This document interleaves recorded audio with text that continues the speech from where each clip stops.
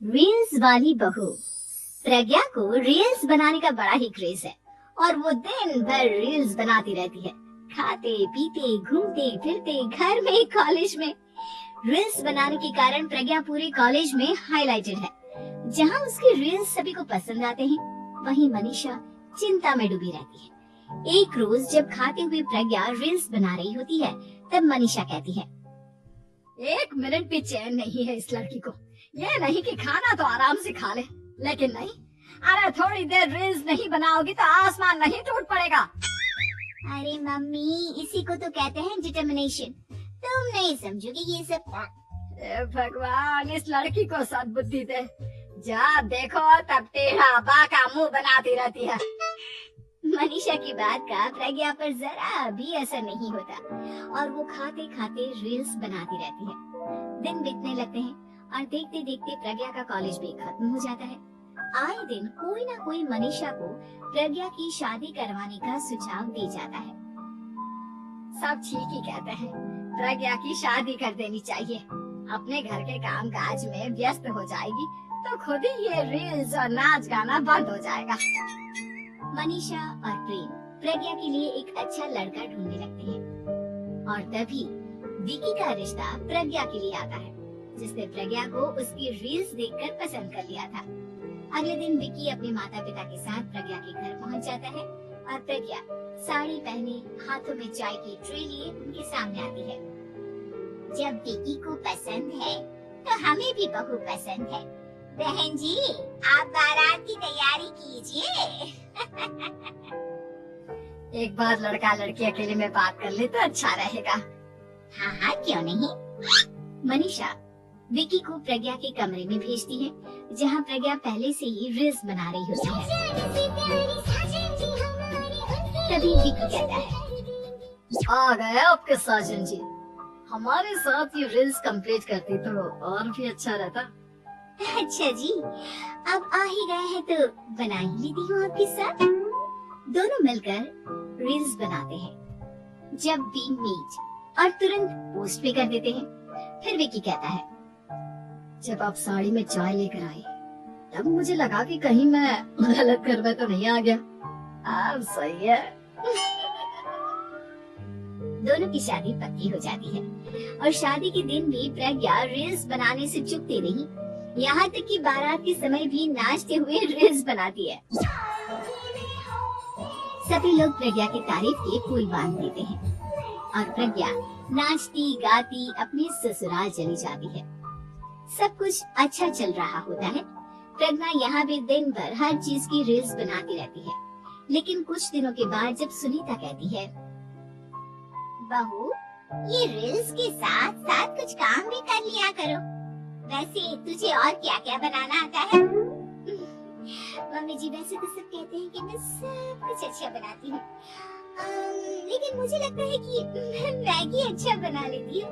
हाँ, कॉफी भी अच्छा बना लेती हूँ और मुंह तो सबसे अच्छा बना लेती हूँ। अच्छा अच्छा। सुनीता अपना माथा पकड़ लेती है और कहती है, बहू, कुछ खाना बनाना भी सीख लेती हूँ। मम्मी जी, मैं लंबी प्लानिंग कर रही हूँ। जल्दी ही मैं इतनी फेमस हो जाऊंगी कि मुझे पैसे मिलने लगेंगे। हम दोनों सास बहू राज करेंगे, राज। नौकर काम करेंगे और लोगों की तो लाइन लगेगी हमसे मिलने के लिए। तेरा दिमाग खराब हो गया है क्या बहू? हंसी मजाक तक ठीक है, लेकिन इस तरह घर नहीं चलते। जितना जल्दी हो इस घर के तौर तरीकों को सीख लो। प्रज्ञा मुंह घुमाकर चली जाती है और तुरंत उसी वक्त एक रील बनाती है।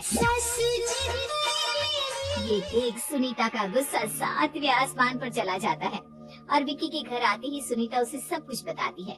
विकी भी अब प्रज्ञा की इन हरकतों से परेशान हो जाता है। तुम टेंशन मत लो मम्मा, मैं देख लूंगा। विकी कमरे में जाता है तो देखता है कि प्रज्ञा रील्स बना रही है। विकी बड़े ही प्यार से प्रज्ञा से कहता है, प्रज्ञा, इन सब के लिए मैं तुम्हें मना नहीं कर रहा हूँ, लेकिन फिर भी हर वक्त तो ये अच्छा नहीं लगता ना। समझने की कोशिश करो, मुझे भी तुम्हारा थोड़ा वक्त चाहिए। मैं जब ऑफिस से आता हूँ तो मुझे समय देने की जगह इसी में लगे रहते हो। तुम ज्यादा ही सोच रहे हो। तुम भी मेरे साथ रील्स बनाओ ना, तुम्हें भी बहुत अच्छा लगेगा। तुम्हें इज्जत से कोई बात समझ में नहीं आती क्या? दिमाग खराब हो गया है तुम्हारा इस चकाचौंध से। अगर तुमने अपना रवैया नहीं बदला तो मैं तुमसे दूर चला जाऊंगा।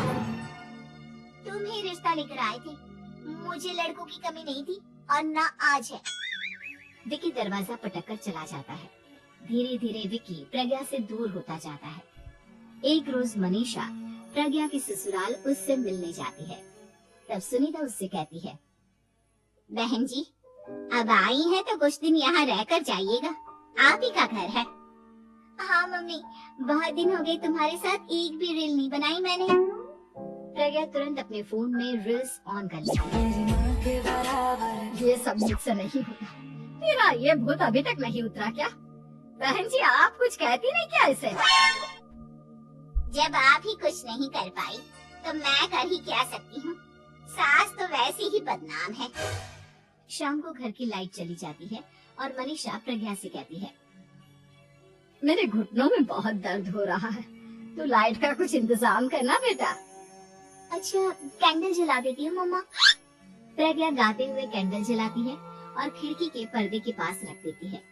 मनीषा जिसे बहुत दर्द हो रहा है वो सो जाती है और प्रज्ञा हमेशा की तरह अपने रील्स में लग जाती है। उधर कैंडल की वजह से पर्दा आग पकड़ लेता है और मनीषा के कमरे में आग लग जाती है। बचाओ, कोई है, बचाओ। सभी भागते हैं और विकी कमरे की आग बुझाने में लग जाता है, लेकिन तब तक मनीषा आधी जल चुकी थी। मनीषा की हालत देख प्रज्ञा रोने लगती है। विकी मनीषा को तुरंत हॉस्पिटल ले जाता है और उसे एडमिट कराता है। विकी प्रज्ञा से कहता है, देख लिया ना, तुम्हारे इस नाच गाने की वजह से आज तुम्हारी माँ की जान जाते जाते रह गई। अब पता नहीं तुम और क्या चाहती हो। उधर डॉक्टर कहते हैं, इनकी हालत बहुत नाजुक है, आधे से ज्यादा जल चुकी है।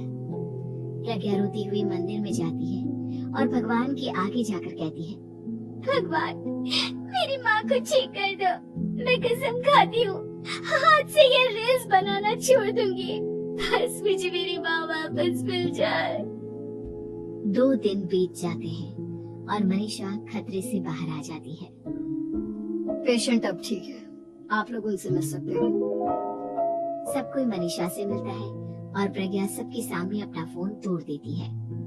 मुझे माफ कर दो मम्मा, मैंने तुम लोगों की बातों को नजरअंदाज किया। बेटा कोई भी चीज जरूरत से ज्यादा खराब है। मैंने तुम्हें रील्स बनाने से कभी मना नहीं किया, लेकिन हर वक्त एक ही चीज तो सही नहीं है। मैं समझ गई हूँ मम्मा, आई एम सॉरी। प्रज्ञा उस दिन से रील्स बनाना छोड़ देती है और पूरी तरह से अपने घर में लग जाती है।